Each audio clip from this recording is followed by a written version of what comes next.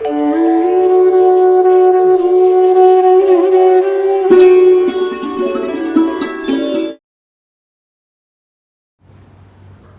વિદ્યાર્થી મિત્રો, તમે છો વાઇબ્રન્ટ બાયોલોજી ચેનલમાં બ્રિજેશ રાવત. અગાઉના લેક્ચરમાં પરાગનયન એના પ્રકારો ક્લિયર કરી ચૂક્યા છે. સ્વફલન, ગેઇટેનોગેમી અને પરપરાગનયનમાં પરવશ એની ચર્ચા કરી ચૂક્યા છે. હવે આપણા જોડે આજનો ટોપિક આવે છે, ધ્યાનમાં લેજો. ક્વેશ્ચન બની જાય છે કે પરાગવાહકોને આધારે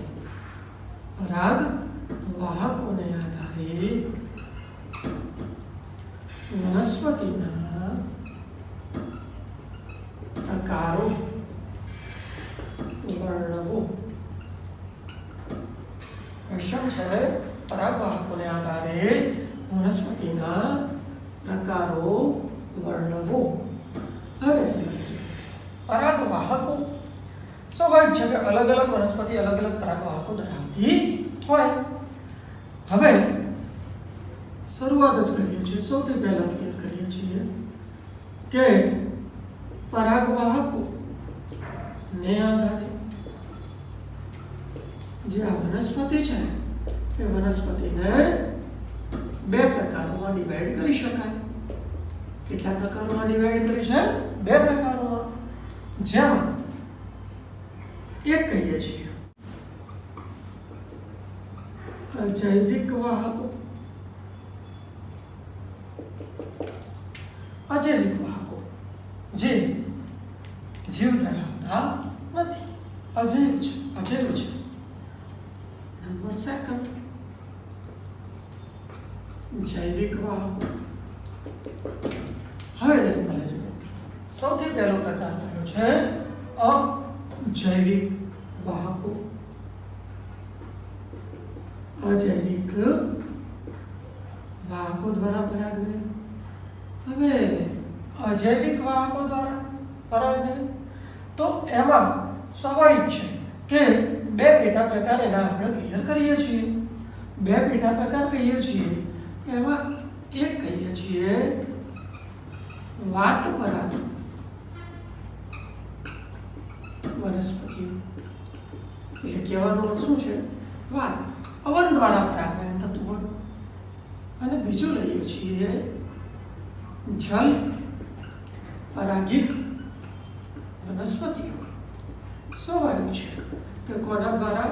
તો જલ એટલે કે પાણી દ્વારા પરાગનયન થતું હોય. અજૈવિક વાહકો એમાં પવન અને પાણી. પવન દ્વારા જો થતું હોય તો વાત પરાગિત કહી શકાય, અને જો પાણી દ્વારા થતું હોય તો એને જલ પરાગિત કહી શકાય. હવે એમાં આપણે લઈએ છીએ વાત પરાગિત વનસ્પતિઓ. જોજો મિત્રો, આમાંથી એમસીક્યુ ઘણા બધા નીકળી શકે, બરોબર? એમસીક્યુ માટે આ ક્વેશ્ચન ખાસ ધ્યાનમાં લેવા જેવું છે. વાત પરાગિત વનસ્પતિઓ તો થોડું ક્લિયર કરીએ છીએ કે પવન દ્વારા થતા પરાગનયનને વાત પરાગનયન અથવા તો એને શું કહેવાય? એનેમોફિલી કહેવાય. શું શબ્દ વાપર્યો કે પરાગનયન કોના દ્વારા થાય છે? પવન દ્વારા. પવન દ્વારા થતા પરાગનયનને વાત પરાગનયન અથવા તો શું કહી શકાય? એનેમોફિલી. હવે સ્વાભાવિક છે કે અલગ અલગ વનસ્પતિ હોય તો એની લાક્ષણિકતાઓ અલગ અલગ હોય. એ જ રીતે વાત પરાગિત જે વનસ્પતિઓ છે એમાં પણ અલગ અલગ લાક્ષણિકતાઓ જોવા મળે છે. દાખલા તરીકે ચલો પહેલી એની લાક્ષણિકતાઓ આપણે લઈએ છીએ કે એમાં પુષ્પ કેવા હોય. તો પુષ્પ કેવા હોય? એકલિંગી. પુષ્પ કેવા હોય? એકલિંગી. સ્વાભાવિક છે કે નર અને માદા પુષ્પ અલગ અલગ હોય, બરોબર? નર પુષ્પ એટલે કે પુંકેસરીય પુષ્પ અને માદા પુષ્પ એટલે કે સ્ત્રીકેસરીય પુષ્પ અલગ અલગ હોય તો આપણે એને શું કહીએ છીએ? એકલિંગી કહી શકાય. બીજી વસ્તુ કે પુષ્પ ધ્યાનમાં લેજો, રંગહીન, કોઈ આકર્ષક રંગ હોતો નથી, વાસહીન, કોઈ વિશિષ્ટ વાસ ધરાવતા નથી, રંગહીન, વાસહીન, મધુરસહીન, અરે એના અંદર મધુરસ પણ નથી હોતું એવું કહી શકીએ. કેવા હોય? બિન આકર્ષક. કેવા હોય છે? બિન આકર્ષક. પહેલું કયું? પુષ્પ એકલિંગી છે. બીજું કયું છે? રંગહીન, વાસહીન, મધુરસહીન અને કેવા છે? બિન આકર્ષક છે. હવે સામાન્ય રીતે નર પુષ્પ ઉપરની તરફ ગોઠવાય, નર પુષ્પ ઉપરની તરફ ગોઠવાય અને માદા પુષ્પ એ નીચેની તરફ ગોઠવાય. ધ્યાનમાં લેજો, નર પુષ્પ ઉપરની તરફ ગોઠવાય છે જ્યારે માદા પુષ્પ ક્યાં ગોઠવાય છે? નીચેની તરફ ગોઠવાય છે. શબ્દો લીધા છે. પુષ્પ એકલિંગી છે, રંગહીન, વાસહીન, મધુરસહીન અને બિન આકર્ષક છે. સામાન્ય રીતે નર પુષ્પ ઉપરની તરફ ગોઠવાય છે જ્યારે માદા પુષ્પ જે છે એ નીચેની તરફ ગોઠવાય છે. અહીંયા પુષ્પમાં એક વિશેષ મુદ્દો છે, જરા ધ્યાનમાં લેજો. વિશેષ મુદ્દો કહીએ છીએ કે એક અંડકયુક્ત, શું ઉલ્લેખ કર્યો છે? એક અંડકયુક્ત. એક અંડકયુક્ત એટલે કે અંડકોની સંખ્યા કેટલી? એક. એક અંડકયુક્ત એટલે અંડકોની સંખ્યા કેટલી થઈ જાય? એક. હવે એક અંડકયુક્ત બીજાશય ધરાવતા, એક અંડકયુક્ત બીજાશય ધરાવતા અનેક પુષ્પો દ્વારા પુષ્પ વિન્યાસ રચાય. પુષ્પ એકલિંગી છે, રંગહીન, વાસહીન, મધુરસહીન છે, બિન આકર્ષક છે. સામાન્ય રીતે નર પુષ્પ ઉપરની તરફ ગોઠવાય છે, માદા પુષ્પ નીચેની તરફ ગોઠવાય છે. એક અંડકયુક્ત બીજાશય ધરાવતા અનેક પુષ્પો દ્વારા પુષ્પ વિન્યાસ રચાય છે. હવે ચાલો પુષ્પની વિશેષતા નહીં, ત્યાંથી આગળ વધીએ તો ઉલ્લેખ કરીએ છીએ પરાગરજ. પવન દ્વારા જવાની છે એટલે સ્વાભાવિક છે કે લાક્ષણિકતાઓ જરા ક્લિયર કરીએ. નાની હોય, સૂકી હોય, હલકી હોય, લીસી હોય. નાની, સૂકી, હલકી, લીસી. બરોબર? કારણ પવન દ્વારા પરાગજન થવાનું છે ને ભાઈ, એટલે સ્વાભાવિક છે હલકી હોય તો સરળતાથી એ પવનમાં વહન પામી શકે. બીજું સૂકી એટલા માટે કે જો સ્વાભાવિક છે કોઈ પણ વસ્તુ ભેજ ગ્રહણ કરે તો એનું વેઇટ વધી જતું હોય છે. બરોબર? અને લીસી એને ક્યાંય ચોંટવાનું છે નહીં, પવન જ એનું વહન કરવાના છે. પરાગરજ નાની, સૂકી, હલકી અને લીસી હોય. બીજું કે આ જે પરાગરજ છે ને, યાદ કરો પહેલું ચેપ્ટર, આ જે પરાગરજ છે ને એ વધુ પ્રમાણમાં સર્જાય. કેમ પહેલું ચેપ્ટર યાદ કરવાનું કહ્યું? તો એનું રીઝન છે કે જેની નાશ પામવાની સંભાવના વધારે ને એની ઉત્પત્તિ પણ કેવી થાય? વધારે. પરાગરજ વધુ પ્રમાણમાં સર્જાય છે કારણ કે એની વ્યય, નાશ થવાની જે સંભાવના છે એ પણ કેવી છે? વધુ છે. જેની વ્યય થવાની સંભાવના વધારે હોય ને એનું ઉત્પત્તિ પ્રમાણ પણ હંમેશા કેવું હોય? વધારે અને વધારે જ હોય. બે મુદ્દા ક્લિયર કર્યા છે. પુષ્પની લાક્ષણિકતાઓ કહી દીધી છે, પછી પરાગરજ કહી દીધું છે. હવે ચલો ત્યાંથી આગળ વધીએ તો શબ્દ મૂકી દઈએ છીએ પરાગાસન. શું શબ્દ લઈ લીધો? પરાગાસન. તો ધ્યાનમાં લેજો પરાગાસન માટે કે પરાગાસન એ પોતે કેવું હોય? સાખી, રોમમય, ચિકાસયુક્ત. શું ઉલ્લેખ કર્યો છે? પરાગાસન કેવું હોય? સાખિત હોય, રોમમય હોય અને ચિકાસયુક્ત હોય. શક્ય છે કે પીંછા જેવું પણ હોઈ શકે. પીંછા જેવું હોઈ શકે. કેમ? કારણ કે પવનમાં જે વહી જતી પરાગરજ છે એને પરાગાસન દ્વારા ગ્રહણ થવું જરૂરી છે. એટલે પરાગાસન સાખિત હોય, રોમમય હોય, ચિકાસયુક્ત હોય અને કેવું હોય? પીંછા જેવું. એટલે સરળતાથી પવનમાં આવતી પરાગરજ એના સાથે ભરાઈ જાય. હવે અહીંયા પરાગાસન પછી થોડું ક્લિયર કરીએ કે વાત પરાગિત વનસ્પતિઓ. તો વાત પરાગિત વનસ્પતિઓમાં ક્લેરિફિકેશન આપીએ છીએ એનું ઉદાહરણ. કઈ વનસ્પતિઓ વાત પરાગિત છે? તો ઉદાહરણ મૂકીએ છીએ નાતા, મગા, બાગ. ના નારિયેળ, તા તાળ, મકાઈ, ઘા ઘાસ અને સેવજીવાળી ભાણ. બરોબર? ઉલ્લેખ કર્યો છે, ધ્યાનમાં લેજો. સૌથી પહેલા પવન દ્વારા થતા પરાગનયનને હેમોફિલી કીધું છે. પુષ્પ એકલિંગી છે, રંગહીન, વાસહીન, મધુરસીન, વિનાકર્ષક છે. સામાન્ય રીતે નર પુષ્પ ઉપરની તરફ ગોઠવાય છે, માદા પુષ્પ નીચેની તરફ ગોઠવાય છે.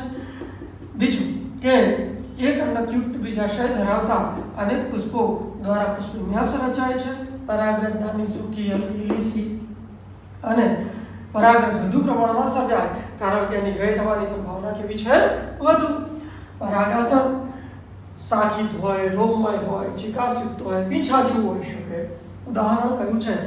નારિયેળી, તાડ, મકાઈ, ઘાસ અને બાગ. થોડું ક્લિયર કરું છું કે સામાન્ય રીતે જે ઘાસ છે એ વાત અથવા તો પવન દ્વારા પરાગનયન દર્શાવે.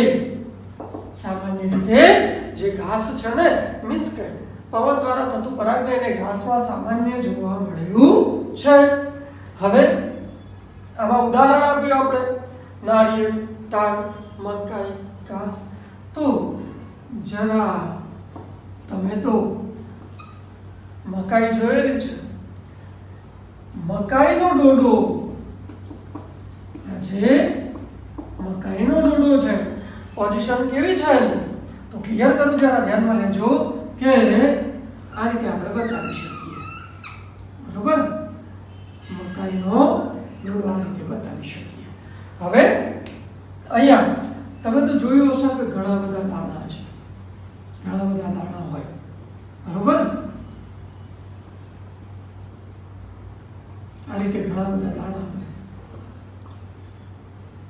ઉલ્લેખ કરી ચૂક્યા છીએ આપણે કે હોય.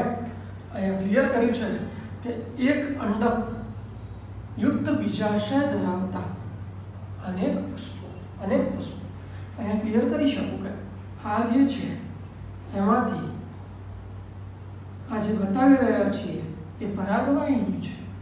એના ઉપર પરાગાસન હોય, પણ જ્યારે ફલન થઈ જાય એના પછી સ્વાભાવિક છે કે બીજનું નિર્માણ થાય છે. મીન્સ કે મકાઈનો ડોડો એ બીજું કશું જ નથી પણ શું છે? પરાગાસન અને પરાગ વાહિની છે. ઉલ્લેખ કરું છું, ફરીથી ધ્યાનમાં લેજો.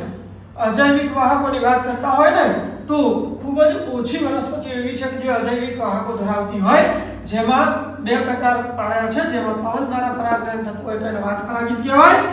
પવન દ્વારા થતા પરાગનયનને એનિમોફિલ કહી શકાય. પુષ્પો એકલિંગી હોય, રંગહીન હોય, વાસીન હોય, મધુરસીન, બિનાકર્ષક હોય. સામાન્ય રીતે નર પુષ્પ ઉપરની તરફ ગોઠવાય, માદા પુષ્પ નીચેની તરફ ગોઠવાય. એક અંડકયુક્ત બીજાશય ધરાવતા અનેક પુષ્પો દ્વારા પુષ્પ વિન્યાસ રચાય છે. પરાગરજ નાની સુકીલી સી હલકી, બરાબર. પરાગરજ વધુ પ્રમાણમાં સર્જાય કારણ કે એની ભેદ થવાની સંભાવના કેવી છે? વધુ. બીજું કે જે પરાગાસન છે એ શાખિત હોય, રોમમય હોય, ચિકાસયુક્ત હોય, પીછા જેવું હોય. ઉદાહરણ આપી શકાય નાની એડી, તાડ, મકાઈ, ઘાસ, ભાંગ. સામાન્ય રીતે ઘાસમાં પવન દ્વારા પરાગનયન થતું હોય છે અને મકાઈનો ડોડો એ બીજું કશું જ નથી ભાઈ. શું છે? પરાગાસન અને પરાગવાહિની છે. પહેલો પ્રકાર આપણે ક્લિયર કર્યો છે. વાત પરાગિત વનસ્પતિઓ પવન દ્વારા થતા પરાગનયનને એનેમોફિલી તરીકે ઓળખવામાં આવે છે. એના પુષ્પો રંગહીન, વાસીન, મધુરસીન હોય, આકર્ષક, બિનાકર્ષક હોય. બીજું કે એક અંડક ધરાવતા બીજાશય એમાં ઘણા બધા પુષ્પો ગોઠવાઈ જાય અને એની ગોઠવણી થાય છે. બીજું પરાગરજ એ નાની, સૂકી, લીસી અને હલકી હોય, વધુ પ્રમાણમાં સર્જાય કારણ કે વ્યય થવાની સંભાવના વધુ છે. પરાગાસન શાખિત હોય, રોમમય હોય, ચિકાસયુક્ત હોય. ઉદાહરણ તરીકે નારિયેળી, તાડ, મકાઈ અને ભાંગ.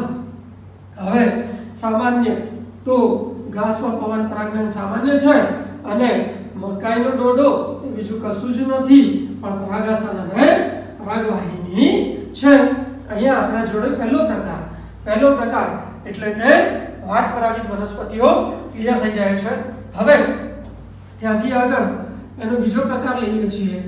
બીજો પ્રકાર છે જલ પરાગિત વનસ્પતિઓ. બીજો પ્રકાર છે જલ પરાગિત વનસ્પતિઓ. હવે જો જલ પરાગિત વનસ્પતિઓની આપણે વાત કરતા હોય ને તો સૌથી પહેલા એના વિશે થોડું ક્લેરિફિકેશન આપું છું કે ખૂબ જ ઓછી, શું ક્લિયર કર્યું છે કે ખૂબ જ ઓછી વનસ્પતિ એટલે કે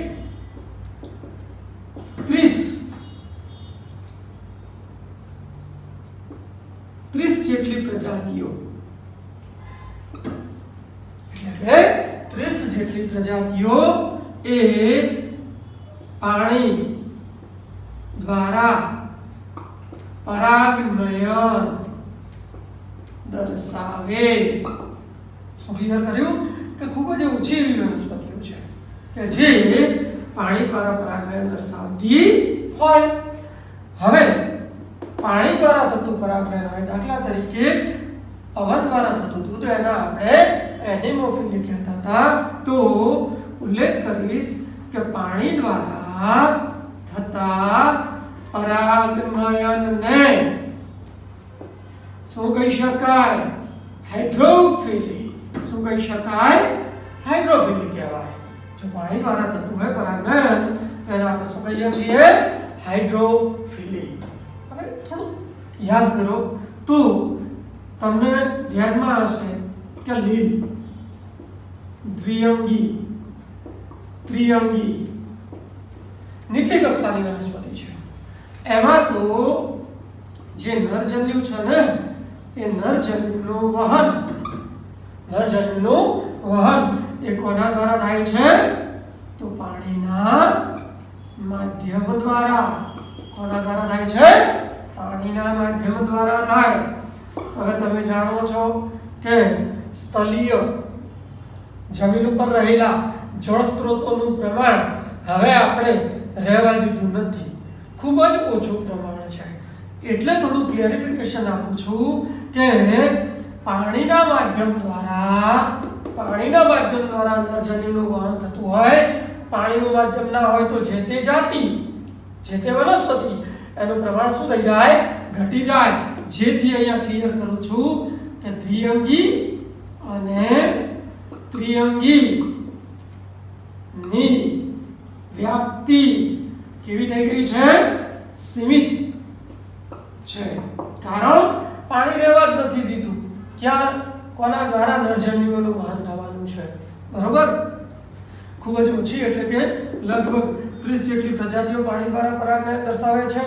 ફરીથી એકવાર જરા ઉલ્લેખ કરી દઉં, મોટા ભાગની વનસ્પતિઓ એ જલીય અને કેવી છે, એકદળી છે. મોટા ભાગની વનસ્પતિ જલીય અને એકદળી છે. પાણી દ્વારા થતા પરાગને હાઇડ્રોફિલ તરીકે ઓળખવામાં આવે છે. લીલ, દ્વિઅંગી, ત્રિઅંગી એમાં નરજન્યુનું વહન પાણીના માધ્યમ દ્વારા થાય છે. એના જ કારણે દ્વિઅંગી અને ત્રિઅંગી એની વ્યાપ્તિ અને ફેલાવો એ શું થયો છે, સીમિત થયો છે. હવે થોડું ક્લેરિફિકેશનમાં અહીંયા અપવાદ લખીને ક્લિયર કરું છું. કેમ? કારણ કે આપણે શું કહ્યું છે, જલીય એકદળી. મગજમાં એક પ્રશ્ન આવે કે શું બધી જલીય વનસ્પતિઓ એ પાણી દ્વારા પરાગને દર્શાવતી હશે? તો ક્લિયર કરું છું કે ધ્યાનમાં લેજો, આગળ આવી ગયું છે વોટર હાયન્થિસ. વોટર હાયન્થિસ, વોટર લીલી એટલે આપણે એને જલીય લીલી પણ કહી શકીએ. જલીય લીલી એ જલીય માધ્યમમાં વસવાટ કરે છે, ઉગે છે, ઉગતી વનસ્પતિ છે, બરોબર. પરંતુ એના પુષ્પો પાણીની સપાટીની ઉપર આવી જાય છે. એના પુષ્પો પાણીની સપાટીની ઉપર આવી જાય છે. જેના પુષ્પ પાણીની સપાટીથી બહાર હોવાને કારણે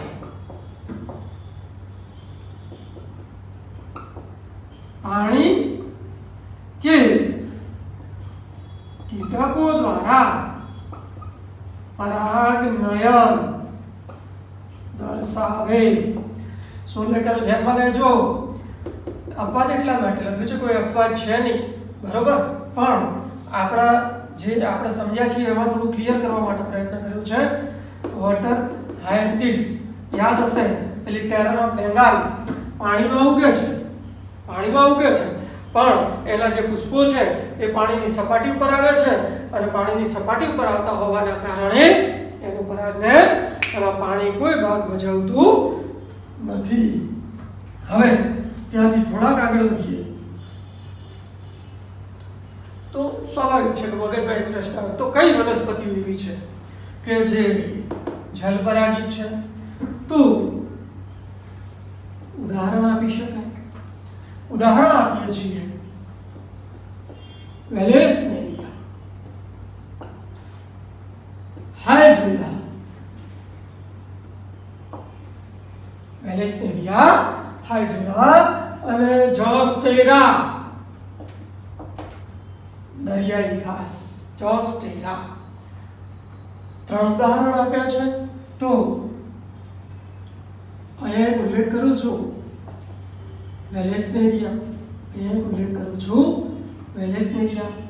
સ્વાભાવિક છે કે ટોપિક ચાલે છે જલ પરાગિત વનસ્પતિ એટલે પાણી દ્વારા જ પરાગને દર્શાવે છે.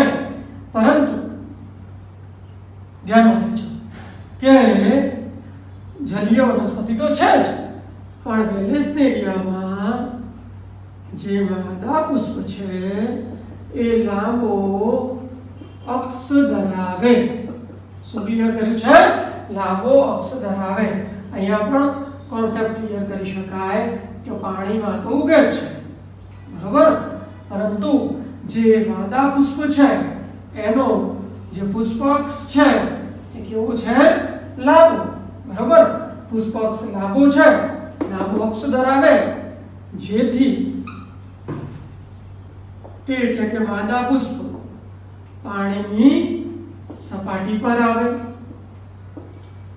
માદા પુષ્પ જેવું પાણીની સપાટી ઉપર આવે છે એવું નર પુષ્પો દ્વારા એ શું થઈ જાય? ઘેરાઈ જાય, બરોબર.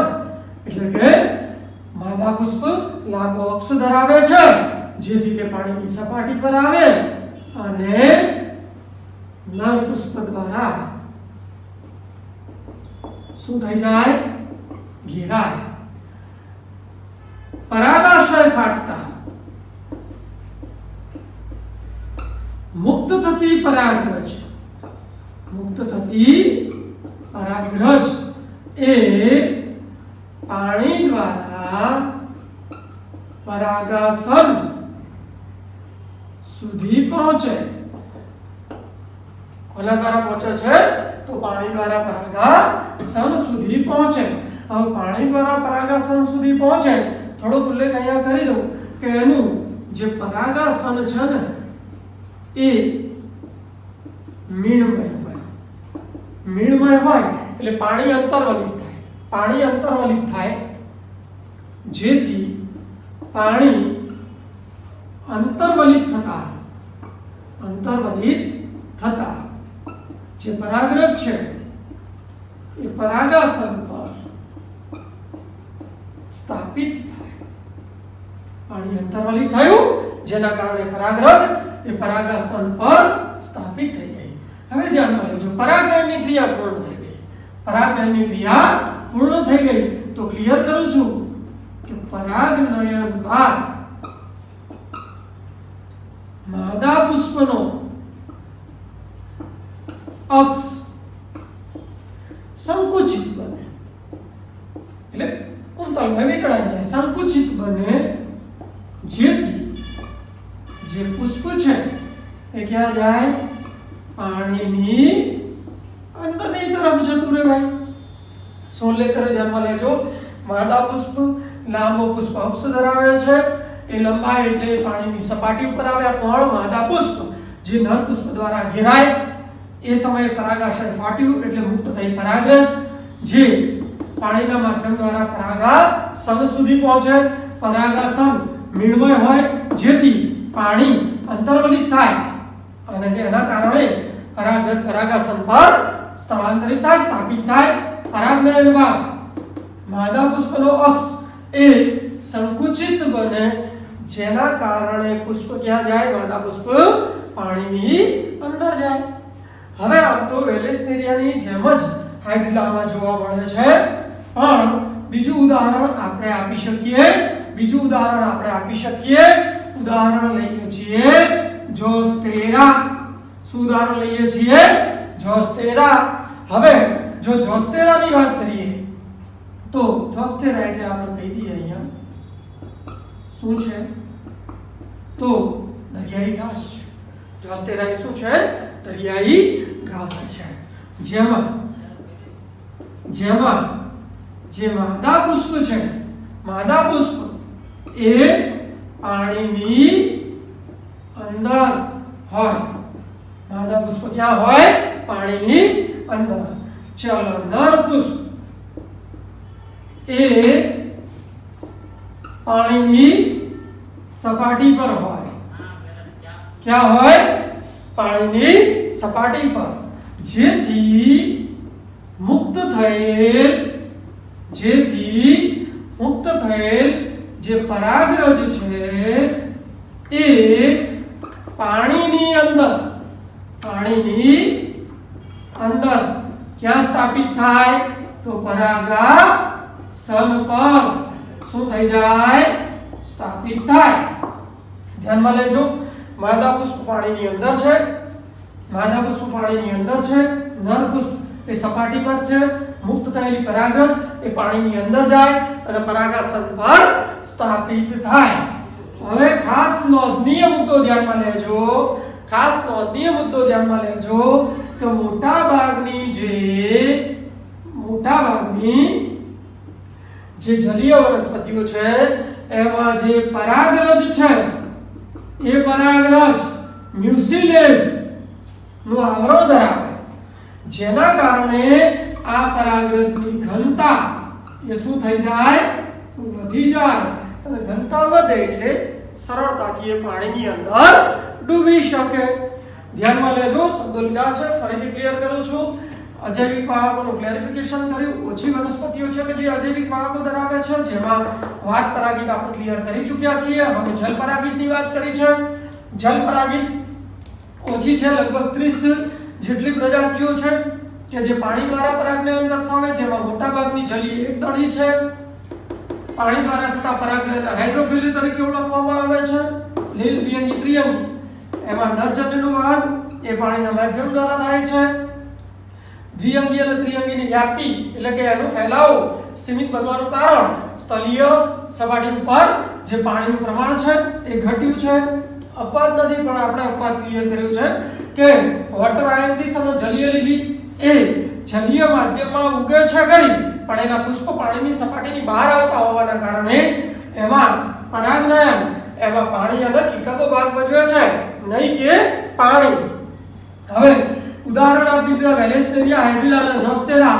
વેલેસ્નેરિયા જે માદા પુષ્પો છે એ લાંબો અક્ષ ધરાવે, પાણીની સપાટી ઉપર આવે, નર પુષ્પો દ્વારા ઘેરાય, પરાગાશય ફાટે, પરાગરજ મુક્ત થાય, જે પાણી દ્વારા પરાગાસન સુધી પહોંચે. પરાગાસન મીણમય છે એટલે પાણી અંતર્વલિત થયું, પરાગરજ પરાગાસન પર સ્થળાંતરિત થઈ ગઈ, સ્થાપિત થઈ ગઈ. પરાગનયન બાદ માદા પુષ્પનો જે અક્ષ છે એ સંકુચિત બને એટલે માદા પુષ્પ એ ક્યાં જતું રહે? પાણીની સપાટીની અંદર જતું રહે. હવે ત્યાંથી આગળ વધ્યા તો જોસ્ટેરા દરિયાઈ ઘાસ માદા પુષ્પ પાણીની અંદર જ છે, નર પુષ્પ પાણીની સપાટી પર, જેથી મુક્ત થયેલી જે પરાગરજ છે એ પાણીની અંદર પરાગાસન પર સ્થાપિત થઈ જાય. અને એમાં ખાસ ધ્યાનમાં લેજો એમસીક્યુ તરીકે મ્યુસિલેઝ એ જલીય પરાગનયન દર્શાવતી જે વનસ્પતિ છે એના પરાગરજ પર આવેલું આવરણ છે શ્લેષ્મીય આવરણ છે, જેના કારણે પરાગરજ છે એની ઘનતા વધી જાય અને જે પરાગરજ છે એ પાણીની અંદર સ્થળાંતરિત થાય. બીજો મુદ્દો આપણે અહીંયા લીધો છે અજૈવિક વાહકોમાં જલ પરાગનયન. લગભગ 30 જેટલી પ્રજાતિઓ, બધી જલીય એકદળી, હાઇડ્રોફિલી કહી શકાય. બીજું લીલ દ્વિઅંગી ત્રિઅંગી એમાં નરજન્યુનું વહન પાણીના માધ્યમ દ્વારા થાય છે. દ્વિઅંગી ત્રિઅંગીની વ્યાપ્તિ અથવા તો વ્યાપ ઘટ્યો છે. બધી કોઈ જલીય વનસ્પતિઓ એ પાણી દ્વારા પરાગનયન દર્શાવતી નથી. ઉદાહરણ તરીકે ટેરેરા બેંગાલ, વોટર હાયન્થિસ અને જલીય લીલી જળકુંડી કહી ચૂક્યા છીએ ને આપણે, એ પાણીમાં ઉગે છે પણ પુષ્પો પાણીની સપાટીની બહાર આવે છે, જેના કારણે એ પાણી અથવા તો કીટકો દ્વારા પરાગનયન દર્શાવે છે. ઉદાહરણ આપ્યું વેલેસ્નેરિયા હાઇડ્રિલા અને જોસ્ટેરા. વેલેસ્નેરિયા લાંબો માદા પુષ્પ એ લાંબો પુષ્પ અક્ષ ધરાવે છે, જે લંબાઈ એટલે પુષ્પ પાણીની સપાટી ઉપર આવે, જ્યાં નર પુષ્પો દ્વારા ઘેરાય. નર પુષ્પ એના પરાગાશયમાંથી પરાગરજ મુક્ત થાય. હવે જે પરાગાસન છે મીણમય છે એટલે પાણી અંતર્વલિત થાય. પાણી અંતર્વલિત થતા પરાગરજ એના ઉપર ઉતરી આવે અને પરાગનયન બાદ એ માદા પુષ્પનો અક્ષ એ સંકુચિત બને, કુંતલમય બને એટલે માદા પુષ્પ પાણીની અંદર જાય. પછી જોસ્ટેરા દરિયાઈ ઘાસ માદા પુષ્પ પાણીની અંદર જ હોય છે, નર પુષ્પ પાણીની સપાટી ઉપર હોય, જેમાંથી મુક્ત થયેલી પરાગરજ એ પાણીની અંદર આવેલી માદા પુષ્પના જે પરાગાસન છે એના પર સ્થાપિત થાય. અને વિશેષતા યાદ રાખવા જેવું છે મ્યુસિલેઝ, બરોબર, જે પરાગરજ પર આવેલું શ્લેષ્મીય સ્તર છે અને એના કારણે પરાગરજની ઘનતા વધે, અને ઘનતા વધે એટલે પરાગરજ જે છે એ સરળતાથી પાણીમાં ડૂબી શકે. ચલો બીજો મુદ્દો આવે છે, ક્લિયર કરીએ છીએ જૈવિક વાહકો. બીજો મુદ્દો ક્લિયર કરીએ છીએ જૈવિક વાહકો. જૈવિક વાહકો સ્વાભાવિક છે કે સૌથી પહેલું મુદ્દો લઈશું કે મોટા ભાગની વનસ્પતિઓ એ જૈવિક વાહકો નો પરાગરજના વહન માટે ઉપયોગ કરે છે. મોટા ભાગની ક્લિયર થઈ ચૂક્યા છે. અજૈવિક વાહકોમાં ઓછી, બરોબર, વાત પરાગિત કરતા જલ પરાગિતમાં ઓછી, બરોબર, પણ મોટા ભાગની વનસ્પતિઓ એ કયા પ્રકારના વાહકો ધરાવે છે? તો જૈવિક વાહકો ધરાવે છે. હવે આ જૈવિક વાહકો ધરાવે છે એના આધારે એને આપણે કેટલાક પ્રકારોમાં ડિવાઈડ કરીએ. એમાં થોડું ક્લેરિફિકેશન કરું છું, પ્રકાર સ્પષ્ટ અલગ નથી થઈ શકતા એટલા માટે ક્લિયર કરીએ છીએ. પ્રાણીઓ દ્વારા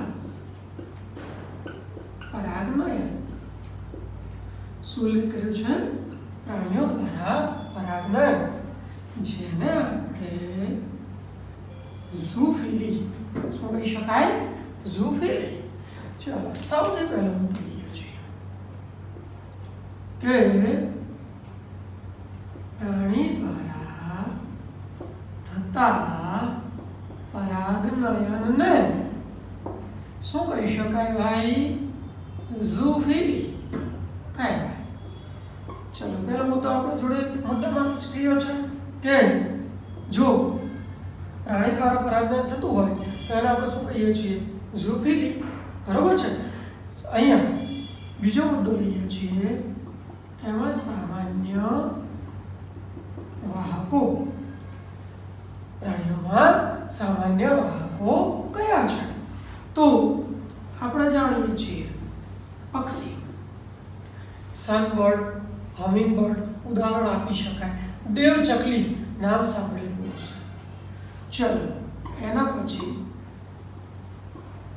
ચામાચીડિયું. બરોબર, વિશેષ છે. ચોક્કસ પ્રકારની વનસ્પતિમાં પરાગનયન એના દ્વારા જોવા મળે છે. એના સિવાય ખિસકોલી. ધ્યાન લેજો, પક્ષીઓ, ચામાચીડિયું, ખિસકોલી. એના સિવાયના ઉદાહરણોમાં ગોકળગાય, એ પણ પરાગનયન માટે સહાયક બને છે. સ્વાભાવિક છે કે જૈવિક છે. બધા જ સજીવો આપણે લેવા પડે. બધા જ સજીવો આપણે લેવા પડે. હવે આજે ઉદાહરણ લીધા એમાં પેટા મુદ્દા તરીકે ક્લિયર કરું છું કે પક્ષી દ્વારા પરાગનયન કઈ વનસ્પતિમાં જોવા મળે? તો કુંવારપાઠું અને સીમડો. પક્ષી દ્વારા પરાગનયન એ કુંવારપાઠું અને સીમડામાં જોવા મળે. ધ્યાનમાં લેજો, પક્ષી દ્વારા પરાગનયન થતું હોય ને તો પુષ્પો સામાન્ય કરતાં મોટા હોય. બરોબર, અને કદાચ જો પુષ્પો નાના છે તો પછી એક પુષ્પ વિન્યાસ બનાવી દેતા હોય. હવે ચાલો બીજું એક ક્લિયર કરીએ. ચામાચીડિયું. એક કાઇઝેરિયા. શું કહ્યું? કાઇઝેરિયા. સ્વાભાવિક છે કે ચામાચીડિયું ઝડપથી ઉડે છે. બીજું કે આ પરાગરજની જે ઉત્તરજીવિતા છે એ પ્રમાણમાં ટૂંકી હોય, એટલે ઝડપથી એને પહોંચાડવા માટે આ ચામાચીડિયું સહાયક બને છે. એટલે વનસ્પતિએ પસંદ કર્યું છે ચામાચીડિયું, જે બી પરાગરજ ઉત્પન્ન થાય લઈને વાહન કરે. બીજું કે કાઇઝેરિયા એ છૂટી છવાઈ જોવા મળે છે. હવે આ વાહકોમાં થોડું ક્લિયર કરીએ કે ચલો કેટલાક પ્રાણીઓ પણ પરાગવાહકો તરીકે કાર્ય કરતા હોય છે. કયા કહી શકાય? વૃક્ષારોહી સસ્તા પ્રાણીઓ ઉદાહરણ કહી શકાય લેમુર. બરાબર, વૃક્ષારોહી સસ્તન પ્રાણીઓ ઉદાહરણ કહી શકાય કે લેમુર એ પરાગનયનમાં સહાયક બને છે. ત્યાંથી થોડાક આગળ વધીએ તો ક્લિયર કરીએ છીએ કોરી ખાનારા કર્તનશીલ પ્રાણીઓ અથવા સરીસૃપ કહી શકીએ. ગેકો ગરોડી અને કાચિંડો. ગેકો ગરોડી અને કાચિંડો કોરી ખાનારા કર્તનશીલ પ્રાણીઓ. પ્રાણીઓમાં કયું છે? વૃક્ષારોહી સસ્તન, લેમુર અને કોરી ખાનારા કર્તનશીલ પ્રાણીઓ એમાં ગેકો ગરોડી અને કાચિંડો. બરોબર છે. હવે ધ્યાનમાં લેજો કે પ્રાણીઓ દ્વારા પરાગનયન થાય છે, જેને આપણે ઝૂફિલી કહી ચૂક્યા છીએ. સામાન્ય વાહકમાં પક્ષીઓ, ચામાચીડિયું, ખિસકોલી, ગોકળગાય કહી ચૂક્યા છીએ. પક્ષી દ્વારા કુંવારપાઠું અને સીમડું, ચામાચીડિયું, કાઇઝેરિયા અને પ્રાણીઓ કયા ભાગ લે છે? તો વૃક્ષારોહી સસ્તન હોય, કોરી ખાનારા કર્તનશીલ પ્રાણીઓ કે સરીસૃપો એમાં ભાગ લઈ શકે છે. હવે આમ તો આપણે કહ્યું છે કે પ્રાણી દ્વારા પરાગનયન પણ થોડું અહીંયા ક્લિયર કરીએ છીએ કે અહીંયા ધ્યાનમાં લેજો એક બીજો પ્રકાર એનો પેટા પ્રકાર છે, એનો ઉપ પ્રકાર છે, જેમાં આપણે ઉલ્લેખ કરીએ છીએ કીટકો પરાગનયન. કીટકો દ્વારા પરાગનયન થતું હોય ને તો એને કહેવાય એન્ટીમોફિલી. શું કહેવાય? એન્ટીમોફિલી. કીટક દ્વારા થતું પરાગનયન. કીટક દ્વારા થતા પરાગનયનને શું કહી શકાય? એન્ટીમોફિલી કહેવાય. કીટક દ્વારા થતા પરાગનયનને એન્ટીમોફિલી કહેવાય. હવે સ્વાભાવિક છે કે કીટક દ્વારા તો એવા તો કયા કીટકો છે કે જે પરાગનયનની ક્રિયામાં ભાગ ભજવતા હોય? તો ક્લિયર કરીએ છીએ મધમાખી. મધ હેબડીઓ છે, મધપૂડો હેબડીઓ છે, મધના નિર્માણ માટે કાર્ય કરતી આ કાર્યકરો છે મધમાખી. ચલો એના પછી ફૂદા, પતંગિયા, ચલો ભમરા, આ બધા વાહકો છે. એના સિવાય કહી શકાય કીડીઓ પણ ઉદાહરણ આપી શકાય. ચલો જંતુ પણ ઉદાહરણ આપી શકાય. કયા કીટકો પરાગનયનમાં ભાગ લે છે? તો મધમાખી, ફૂદા, પતંગિયા, ભમરા, કીડીઓ, જંતુઓ વગેરે કહી શકાય. હવે એમાં થોડું ક્લેરિફિકેશન કરું કે પ્રભાવી જૈવિક વાહકો એમાંય પાછા મહત્તમ કોણ ભાગ લેતા હોય છે? તો ક્લિયર કરું છું કે પ્રભાવી જૈવિક વાહક તરીકે કોણ હોય? મધમાખી પ્રભાવી જૈવિક વાહક છે. બરોબર. હવે અહીંયા આપણે કહ્યું છે કે પ્રાણીઓ દ્વારા થતું પરાગનયન, તો એમાં કહ્યું ઝૂફિલી, એમાં ઉલ્લેખ કર્યો છે કીટકો દ્વારા થતું પરાગનયન. તો આ પ્રાણી પરાગનયનનો ઉપપ્રકાર લઈ શકાય. બરોબર છે. હવે જરા કોન્સેપ્ટ જોજો કે વનસ્પતિની લાક્ષણિકતા. તો વનસ્પતિની લાક્ષણિકતામાં પુષ્પ કેવા હોય? સૌથી પહેલા આકર્ષક ગોઠવણી ધરાવતા. કેવા હોય છે? આકર્ષક ગોઠવણી ધરાવતા હોય. વિશિષ્ટ વાસ અથવા તો સુવાસ અને ચોક્કસ અથવા તો વિશિષ્ટ રંગ ધરાવતા હોય, તેમજ મધુરસયુક્ત હોય. એટલે શું કે પ્રાણીઓ અથવા તો કીટકો એને રસ પીવા માટે આવે અને પુષ્પનું કામ થઈ જાય. હવે ત્યાંથી થોડા આગળ જઈએ તો દાખલા તરીકે ચલો પુષ્પની જગ્યાએ પુષ્પો છે અને આખો પુષ્પની શખ્સ બન્યો છે. તો ઉલ્લેખ કરીએ છીએ કે આકર્ષક પુષ્પ વિન્યાસ ધરાવતા હોય. શું કીધું? આકર્ષક પુષ્પ વિન્યાસ ધરાવતા હોય. ચાલો ત્યાંથી થોડા આગળ વધીએ તો એની પરાગરજ કેવી હોય? ત્યાંથી આગળ વધ્યા તો એની પરાગરજ કેવી હોય? ઉલ્લેખ કરીએ છીએ કે પરાગરજ એ ખાદ એટલે કે ખાઈ શકાય તેવી હોય. ખાદ એટલે કે ખાઈ શકાય તેવી હોય. બીજું રોમમય, કંટકીય, ચિકાસયુક્ત હોય. બરોબર. શું કહ્યું? ખાદ હોય એટલે કે કીટકો અથવા તો પક્ષીઓ એનો ઉપયોગ કરી શકે. રોમમય, કંટકીય કે ચિકાસયુક્ત હોય. કેમ ચિકાસયુક્ત અને રોમમય અને કંટકીય હોય? તો તો કારણ એમને કીટકોના શરીર સાથે ચોંટીને વહન થવાનું છે. જો કીટકોના દેહ સાથે ચોંટશે ને તો જ એનું વહન થશે, બાકી એનું વહન થશે નહીં. એટલા માટે પરાગરજ એ કીટકો અથવા તો પ્રાણીઓના દેહ સાથે ચોંટી શકે એટલા માટે રોમમય, કંટકીય અથવા તો ચિકાસયુક્ત હોય છે. બરોબર. સાથે ક્લિયર કરું, કીટકોના શરીર સાથે ચોંટવાનું હોય છે. પરાગરજ ઓછી ઉત્પન્ન થાય કારણ કીટકો બેસશે તો એનું વહન થવાનું છે, એનો વ્યય થવાની સંભાવના કેવી છે? ઓછી. જેના વ્યય થવાની સંભાવના ઓછી તો એની ઉત્પત્તિની સંભાવના પણ કેવી હોય? ઓછી. બરોબર છે.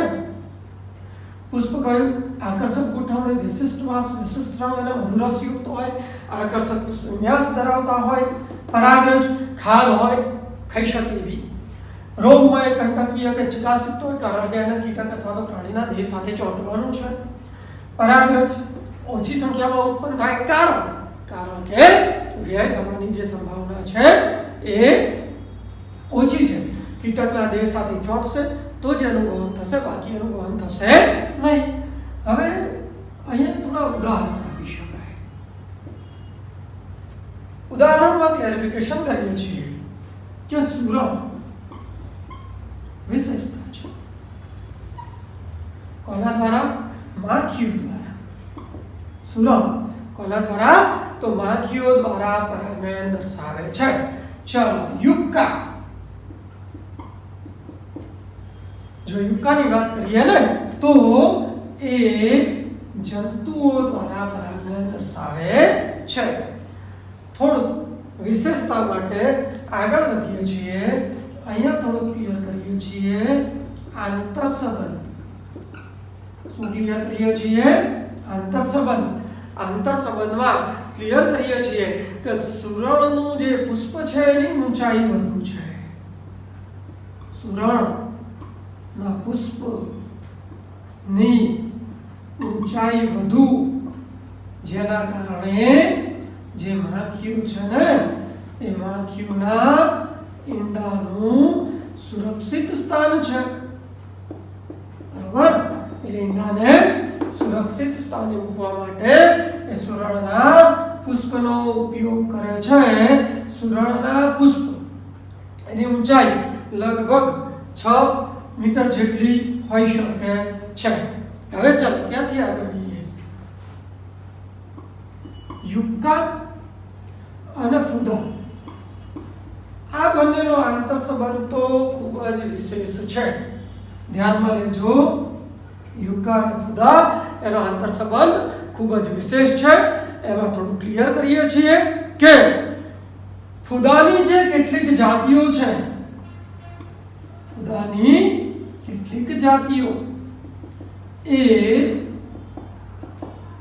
યુક્કા, ફૂદાની કેટલીક જાતિઓ એ યુક્કા એના જે બીજાશય છે ને એ બીજાશયના પોલાણમાં ઈંડા મૂકે. ક્યાં મૂકે છે? બીજાશયના પોલાણમાં. હવે સ્વાભાવિક છે કે જ્યારે બીજના વિકાસનો પ્રારંભ થાય ને, બીજના વિકાસનો પ્રારંભ ની સાથે જે ઈંડા છે એ ઈંડામાંથી ડીમ અથવા તો ઈયળ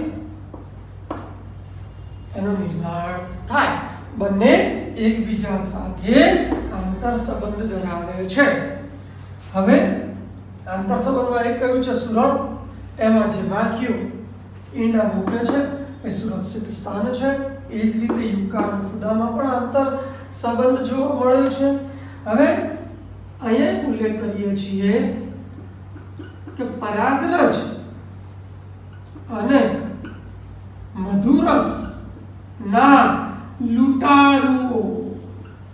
શું કહ્યું છે? પરાગરજ અને મધુરસ ના લૂંટારુઓ. તો ધ્યાનમાં લેજો કેટલાક કીટકો એવા હોય છે કે જે પરાગરજ અથવા તો મધુરસ નો ઉપયોગ કરે પરંતુ પરાગનયન એમાં કોઈ ભૂમિકા ભજવતા નથી. તો એમને શું કહેવાય? જો પરાગરજનો ઉપયોગ કરતા હોય તો પરાગરજના લૂંટારુઓ અને મધુરસનો ઉપયોગ કરતા હોય તો મધુરસના લૂંટારુઓ કહી શકાય. જે પુષ્પમાંથી પોતાનું જોઈતું તો બધું લે છે પણ પુષ્પમાં પરાગનયનની ક્રિયામાં કોઈ ભૂમિકા ભજવતા નથી. ધ્યાનમાં લેજો શબ્દો જે લીધા છે એમાં અજૈવિક વાહકો વાળો ટોપિક આપણે ક્લિયર કરી ચૂક્યા છીએ. જૈવિક વાહકોમાં મોટાભાગની વનસ્પતિઓ જૈવિક વાહકો દ્વારા પરાગનયન દર્શાવે છે. એમાં પ્રાણીઓ દ્વારા તો ઉલ્લેખ કરીએ છીએ કે પ્રાણીઓ દ્વારા જો પરાગનયન થાય ને તો એને ઝૂફિલી કહેવાય. કયા પ્રાણીઓ સામાન્ય વાહક તરીકે છે? પક્ષી, ચામાચીડિયું, ખિસકોલી અને ગોકળગાય. એમાં પક્ષી દ્વારા પરાગનયન એસક્યુ તરીકે લઈ શકાય. કુંવારપાઠું અને સીવડો. ચામાચીડિયા દ્વારા જાણો છો કે ઝેલિયા.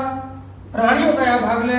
વૃક્ષારોહી, સસ્તન, લેમુર અને કોરી ખાનારા કર્તનશીલ પ્રાણીઓ અથવા તો સરીસૃપ, ગેકો, ગરોળી અને જંડો. બીજું કે કીટકો દ્વારા પરાગનયન એને કહેવાય એન્ટિમોફિલી.